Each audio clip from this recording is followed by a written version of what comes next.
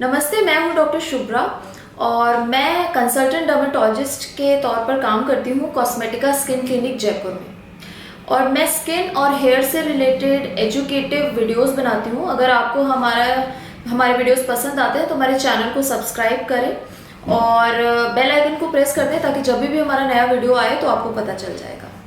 आज इस वीडियो में हम बात करेंगे एंड्रोजेनेटिक एलोपेशिया की। एंड्रोजेनेटिक एलोपेशिया या पैटर्न बॉल्डनेस, तो इसके दो टाइप्स होते हैं, एक है मेल पैटर्न एलोपेशिया और एक होता है फीमेल पैटर्न एलोपेशिया। दोनों का जो बेसिस है, जो रूट कॉज है वो सेम होता है, बट मेल्स में जो इसका पैटर्न है जैसा दिखता है वो थोड़ा डिफरेंट होता है एज कम्पेयर टू मेल्स।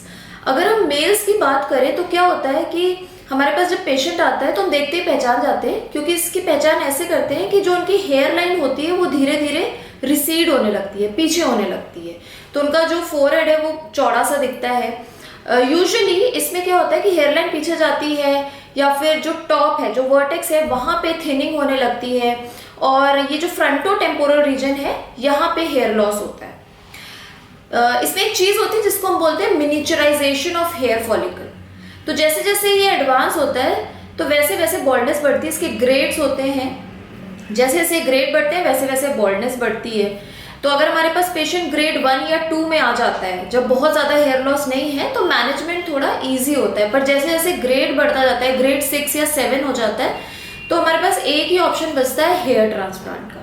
तो इसीलिए ज़रूरी है कि इसका जो अगर मेडिकल मैनेजमेंट चाहते हैं तो जब इनिशियल स्टार्ट हुआ है तो तभी से स्टार्ट किया जाए।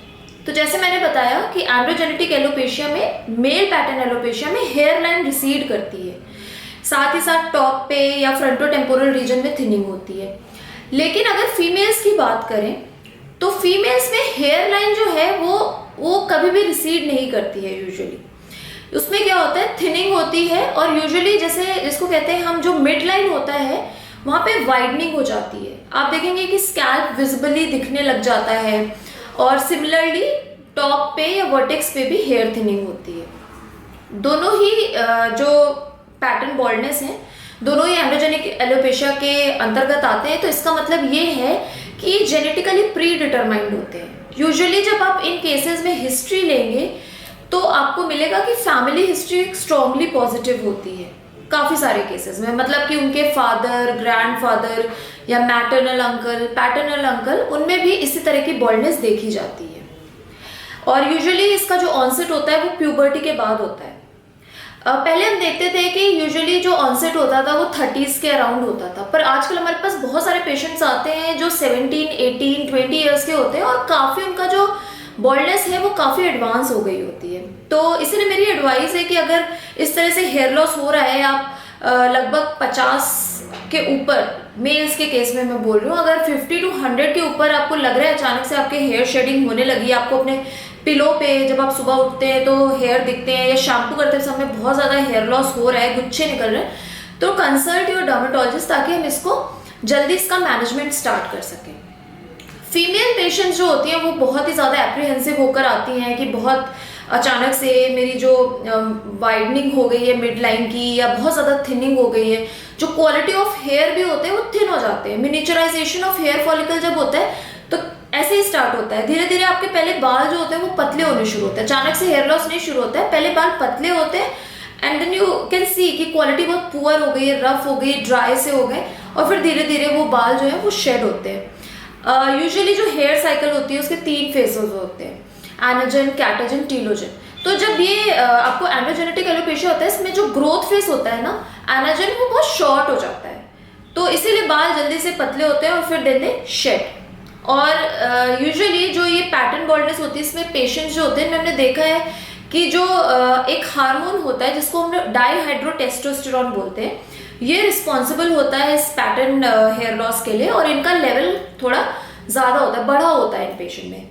इसी तरह एक चीज़ होती है जिसको हम कहते हैं 5-अल्फा रिडक्टेस, वो भी बढ़ा होता है। 5-अल्फा रिडक्टेस जो है वो टेस्टोस्टेरोन को DHT, डाईहाइड्रोटेस्टोस्टेरोन में कन्वर्ट करता है, जो कि रिस्पॉन्सिबल है हेयर लॉस के लिए।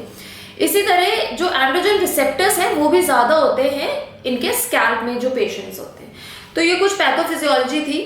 अब हम बात, जैसे कि मैंने बताया, पहचान कैसे सकते हैं, हमारे पास तो पेशेंट आता है तो हम आते ही आइडेंटिफाई कर लेते हैं, जैसा मैंने बताया इस तरह से कि हाँ ये पैटर्न बॉल्डनेस है। तो हम बात करते हैं मैनेजमेंट की, क्या कर सकते हैं। तो जैसे कि मैंने बताया, अगर अर्ली स्टेज ग्रेड 1, 2, 3 है तो इसमें क्या होता है कि मेडिकल मैनेजमेंट से काफ़ी हद तक हम इसको कंट्रोल कर लेते हैं। कुछ ड्रग्स हैं जो FDA अप्रूव्ड है, मिनॉक्सिडिल और फिनेस्ट्राइड, ये 2 ड्रग्स हैं, अप्रूव की गई हैं इसके मैनेजमेंट के लिए। पर जब आप इसका ट्रीटमेंट स्टार्ट करते हैं तो आपको पेशेंस रखना पड़ेगा। एटलीस्ट 4 to 6 मंथ्स का टाइम लगता है हेयर लॉस जो शेडिंग हो रही होती है उसको कंट्रोल करने में। और फिर अगर आप कंप्लायंट हैं, आप इसको आगे कंटिन्यू रखते हैं तो बहुत अच्छी हेयर ग्रोथ भी वापस आ सकती है। पर ट्रीटमेंट कब तक चलेगा ये कहना बहुत ही मुश्किल होता है। यूजुअली हम यही बोलते हैं कि भाई ये इनडेफिनेट टाइम तक चलेगा और इसको आपको अचानक से ट्रीटमेंट को बंद नहीं करना है, वरना जिस स्टेज से हम आपको वापस लेके आए थे वापस उसी स्टेज में आपकी जो बॉल्डनेस है वो पहुंच सकती है। यूजुअली मेल्स में ये ज़्यादा देखा गया है। तो इसीलिए जब आप ट्रीटमेंट स्टार्ट करें अपने डर्मेटोलॉजिस्ट से तो आपको जैसा वो बता रहे हैं, जितने दिन तक बता रहे हैं, आपको ये दवाइयाँ कंटिन्यू करनी चाहिए। इसके अलावा अगर हम न्यूट्रिशनल सपोर्ट की बात करें, भाई बायोटिन की टैबलेट्स आती हैं, then there is calcium, vitamin D, zinc, इनका क्या रोल होता है। तो एज डायरेक्टली पैटर्न बॉल्डनेस में इनका बहुत रोल नहीं है, पर कभी कभी ये भी देखा गया है कि इनकी डेफिशिएंसी होती है और जब हम ये सप्लीमेंट्स देते हैं तो डेफिनेटली जो हेयर ग्रोथ है इम्प्रूव होती है, हेयर लॉस कम होता है, नई ग्रोथ जल्दी आती है। और डेफिनेटली ये जो सारी चीज़ें हैं, ये जो ऑक्सीडेटिव स्ट्रेस की वजह, ऑक्सीडेटिव स्ट्रेस भी हो रहा होता है, उसको प्रिवेंट करते हैं, उसको कम करते हैं। इसी तरह प्रोटीन नए बाल बनने में बहुत ज़रूरी होता है, इसीलिए प्रोटीन भी आपको अपनी डाइट में अच्छे से इंक्लूड करना चाहिए जब आप पैटर्न एलोपेशिया का ट्रीटमेंट ले रहे हो। तो ये कुछ चीज़ें थी। इसके अलावा कीटोकोनाजोल शैम्पू, कीटोकोनाजोल का भी एक रोल होता है पैटर्न एलोपेशिया में, तो इसको भी हम कभी कभी ट्रीटमेंट में इंक्लूड करते हैं। तो अगर जो बॉल्डनेस है वो काफ़ी हद तक एडवांस कर गई है कि अब मेडिकल मैनेजमेंट आपने ट्राई भी कर लिया और इम्प्रूवमेंट नहीं हो रहा है 6 मंथ्स 1 ईयर में, तो क्या करना है। Then there comes hair transplant. Hair transplant एक बहुत अच्छा ऑप्शन होता है pattern baldness, specially male patients में। फीमेल पेशेंट्स भी आजकल कई बार आते हैं हमारे पास कि हेयर लॉस है, थिनिंग हो गई है और वो पैटर्न बॉल्डनेस ही होता है, तो उन केसेस में definitely hair transplant is in females also is a very good option. जब भी आप हेयर ट्रांसप्लांट के लिए जाएं, आपकी जो एक्सपेक्टेशंस हैं वो अपने डर्मेटोलॉजिस्ट से अच्छे से डिस्कस करें और हेयर ट्रांसप्लांट के बाद जो आफ्टर केयर है उसके बारे में ज़रूर अपने डर्मेटोलॉजिस्ट की जो भी सलाह है आप ज़रूर मानें।